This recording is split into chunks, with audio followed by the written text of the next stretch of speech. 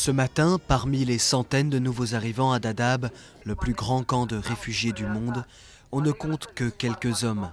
Femmes et enfants continuent de fuir la sécheresse de la Somalie, mais les hommes et les pères sont souvent restés au pays. La maison d'Abiba à Salagalé a été attaquée par des miliciens de Al-Shabaab. Je ne sais pas si mon mari est encore en vie ou pas. Certains hommes qui sont arrivés jusqu'au camp témoignent. Les milices islamistes ont tout fait pour les retenir en route.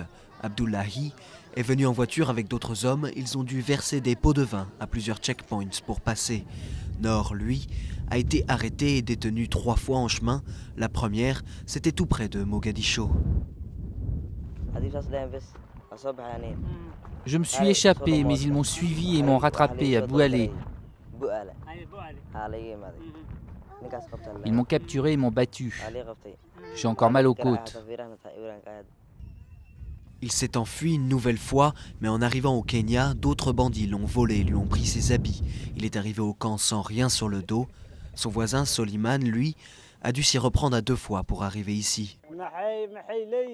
Ils voulaient que j'essaye de me battre pour l'opposition. Quand ils voient quelqu'un qui sait se battre ou porter une arme, ils ne veulent pas vous laisser partir au Kenya.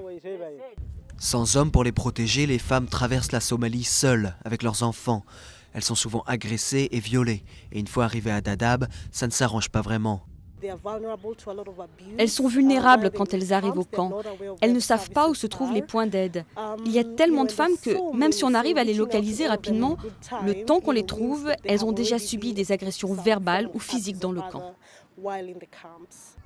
Rejoindre Dadaab n'est donc que la première des batailles pour les Somaliennes. Les ONG sont surmenées et les femmes doivent y apprendre à se défendre par elles-mêmes.